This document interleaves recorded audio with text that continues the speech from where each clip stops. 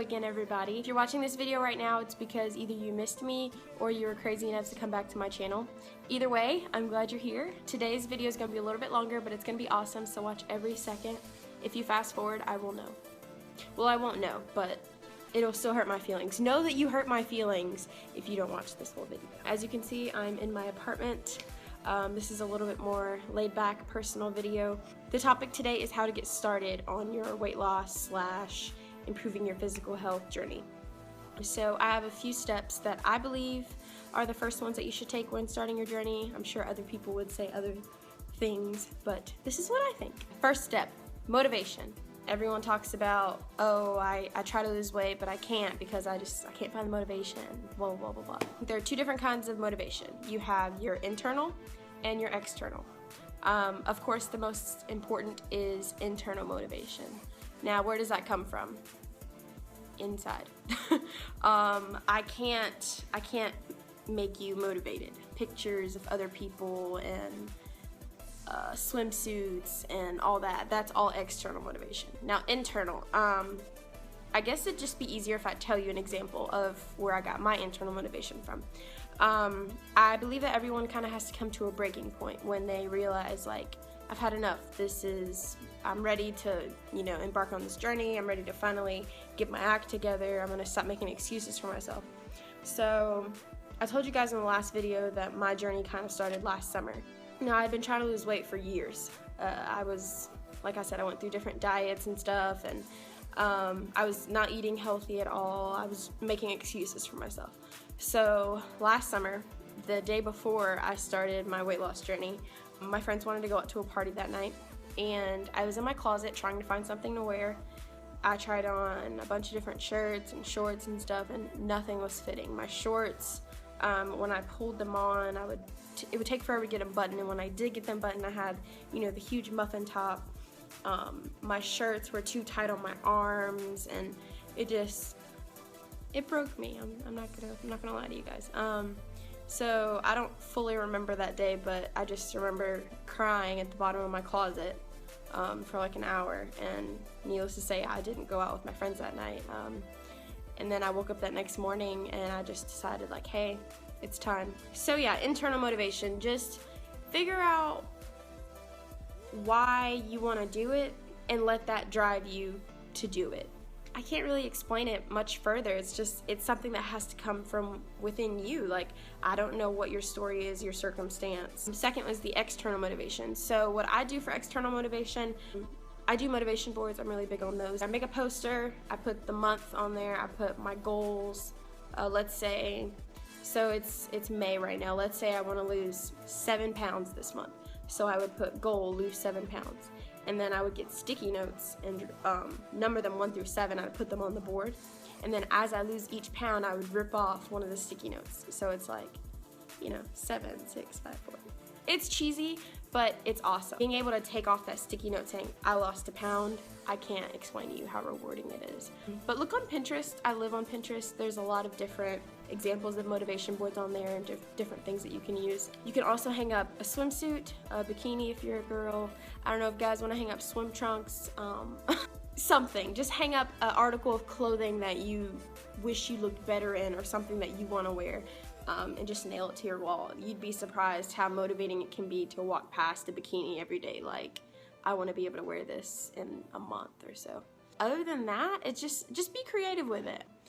One thing I did want to touch on for a minute is not focusing so much on pictures of other people. I know it's natural, especially for women, when we want to lose weight, we go to look at these, supermodels or women that we find on Instagram and say, this is what I want to look like. That's great that, you have a visual of what you want to look at, but I just don't want you guys to get too caught up in wanting to be someone else, because at the end of the day, I can say I want to look like so-and-so, but if my body composition isn't made that way, then I'm never going to look like her.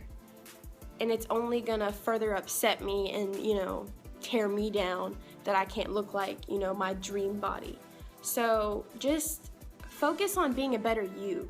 don't worry about being a Victoria's Secret model, or if you're a guy, don't worry about being, I guess, Justin Bieber, because he has abs now. Just focus on you, you know? Next step, your schedule. I know it's hard as a college student, or if you're not a college student, I'm sure you're busy, but just making a schedule for when you eat and when you work out is crucial. If you don't plan out when you're gonna have your meals or when you're gonna work out, chances are you're gonna eat way more than you're supposed to, or you're gonna go way too long in between meals. My main problem when I was trying to lose weight all these other years was I would wake up at 12 in the afternoon and not have my first meal until 2 o'clock. What? Or when you have a long work day, sometimes you'll have breakfast in the morning and you won't eat again until you get off at like 5 or 6. That's not good for your body. It slows down your metabolism, it puts it into starvation mode. So planning out your meals, eating every 3 to 4 hours is ideal. Also, planning out your workouts. If you don't plan out your workouts, you will not do them. Trust me. If I don't tell myself every day I'm gonna go to the gym at this time, I either won't go or I'll go, and when I get there, I'm just like, ugh, I don't feel like working out. So yeah, just setting a schedule for yourself. I don't know if you guys have ever seen the big desk calendars that you can buy like at Walmart or Target, but I buy one of those every year and I hang it up on my wall. And then for each day, I'll put an X if I worked out or a check if I did work out. It's a very good way of, you know, keeping up with your workout schedule. Sorry, I drew a blank there. Also, MyFitnessPal. I don't know if you guys have ever heard of that app, but it's awesome. You can keep up with all your food, all your workouts, and it doesn't just have like regular food on there. Like, you can have a meal at Wendy's or O'Charlie's and it's in there. Like, they have everything. I would definitely suggest, if you're just starting your journey, to do an audit of, you know, the foods that you're eating. Now when I say audit, I mean track your calories for like 2 to 3 days and eat normal. Don't try to eat healthy, don't try to like fake it. And just see like how many calories you're truly taking in on a daily basis. When I did my little audit thing at the very beginning of my journey, I was eating about 2,700 calories. That's a lot. So I cut that down to 1,500 obviously, and it was hard at first, but you get the hang of it. Third step, meal prep. Woo! I'm gonna do a whole separate video on meal prep because I get a lot of questions about it. It's really not that complicated once you get the hang of it, but I will admit it's something that's kind of difficult to get into. So I won't say too much, but basically, me personally, I prep my meals out 2 to 3 days at a time. I don't like prepping out a week's worth of food because I think that's nasty. By the time I get to Thursday, like, I'm iffy about eating the chicken that I made because I'm really big on like food safety and all that. But I prep my meals out 2 to 3 days in advance. I usually prep lunch and dinner. So what I'll do is I'll make a big pot of like brown rice, and then I'll make some chicken, and I'll make some like tilapia, and then I'll make some broccoli and some asparagus. So for lunch I might have brown rice, chicken, asparagus, and then for dinner I might have brown rice, tilapia, broccoli, and so you can switch it up kind of thing. Breakfast, I never prep that because I think reheated eggs are nasty, and eggs are a staple part of my diet. I eat egg whites every morning. So yeah, meal prep is essential. It is essential because I know you've all heard the saying, abs are made in the kitchen. It's true. You can work out until your heart stops beating, but if you go eat a burger right after that, you accomplish nothing. Also, another saying I like to go by, you guys should, you know, write this down. If you fail to plan, you plan to fail. Now just think about that. It's very important in the whole, you know, weight loss thing. If you don't plan out literally everything, you won't stick to it. You'll stray from your diet. I hate the word diet, but you'll stray from your diet. You'll stray from, you know, your workout schedule. So just get in the habit of making a plan, of planning everything out, and life will be so much easier, I guarantee you. Now the fourth step, your workouts. So start easy, you know, start with taking a jog around the neighborhood, doing a couple crunches, doing a couple push-ups, just seeing where your body can go. And then from there, what I do when I go to the gym, I do 30 to 45 minutes of cardio. Keep in mind, you need to be doing a minimum of 30 minutes of cardio. Otherwise, it's not pointless, but your body starts really burning fat, burning calories at the 30-minute mark. I do about 30 to 45 minutes of cardio, and then I go into 30 minutes of weightlifting. I love lifting weights. It's a problem. I don't do enough cardio, I'll be honest. Kind of balance it out. You don't want to be doing too much cardio, not enough weights, or too much weights, not enough cardio. If you want, you can do the thing where you lift weights one day, do cardio one day, lift weights one day, do cardio one day. I like to do it both in the same day. I work out 4 to 5 days a week, and then I rest on the weekends.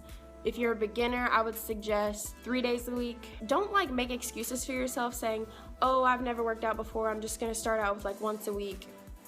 No, you lazy bum. You can do more than 1 day a week. You can do 3 days a week. It's not that hard. 30 minutes out of your day, that's all I'm asking. But just start there, see where it goes. Before you know it, you're gonna be like me and you're gonna be addicted to the gym. But yeah, guys, that's pretty much it. That's all I really had. It's just a couple steps to help you get started. So, you know, take what we've talked about today, see how you can apply it to your life, and I wish you guys the best of luck. Email me, I'll put my email down below.